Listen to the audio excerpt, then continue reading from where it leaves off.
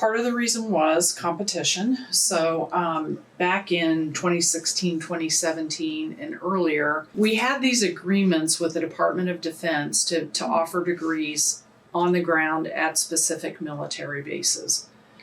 We had one in Hawaii. We had several in New York. They were all over the country. With those agreements, then Central Michigan was allowed to offer only one degree on that base.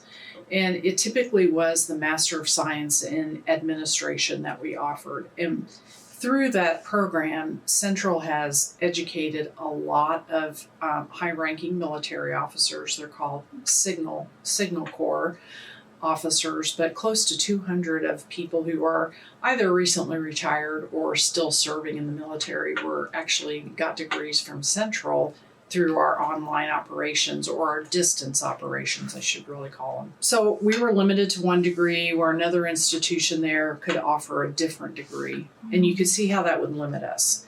We had so many bases and we enrolled so many people that it didn't really become a problem for us until other online providers came around. So Southern New Hampshire, for example, could offer any online degree that they could, anywhere. And some people thought, it suits my schedule and my life better. Instead of doing the CMU degree where I have to show up in class on my base, I'll do this online degree from Southern New Hampshire. And so the competition was such that students found that more interesting, easier for them to accommodate in their schedule. Then over time, as online became more of a thing as opposed to teaching on the ground in distant locations, and online became much more competitive. So for example, you may know of an institution called Southern New Hampshire University. They advertise a lot all over the United States and offer online degrees, and they have grown significantly. The University of Phoenix was really one of the first online universities, and they are not quite as popular as they were because of the emergence of, say, Southern New Hampshire. But getting back to our enrollment, the spring of 2017, for example, we had 4,900 students in the distance education space. And today we have 3,300. So that just gives you some sense. 2017 is about the time that we started reorganizing that. And you can see that it's a decrease of 1,600 students or so. And we're actually starting to climb back up. The low that we got to was 2,901 in 2023. So we've added 400 students in that space. But yeah, so 3,300 now are in that innovation and online space as of this spring semester. So you can see that's quite a difference.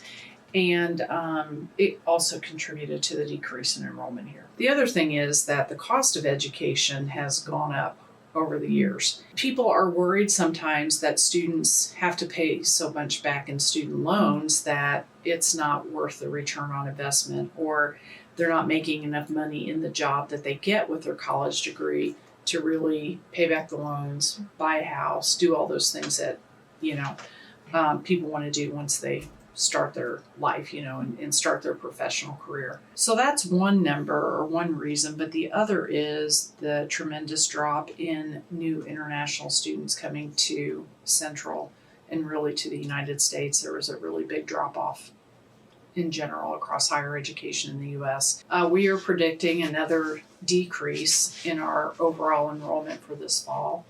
We're working hard to fight that, but we do not expect that we'll see a resurgence again of international students getting back to normal levels. It will be probably a while before that happens. Usually when things like this happen, people lose confidence. Additionally, the news of students who are here legally, meaning they have the appropriate visa, are being picked up by ICE agents. That news is not just kept in the borders of the United States, it's all over the world. So they're finding other places to go.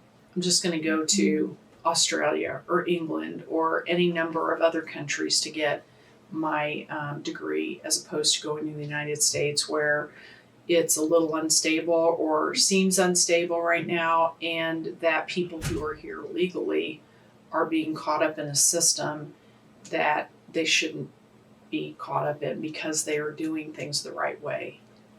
Mm-hmm. The right way. So the perception, you know, who knows how long that'll take. And I think part of that depends on what direction the United States government continues to go in. Does it continue in the same path that we're on now?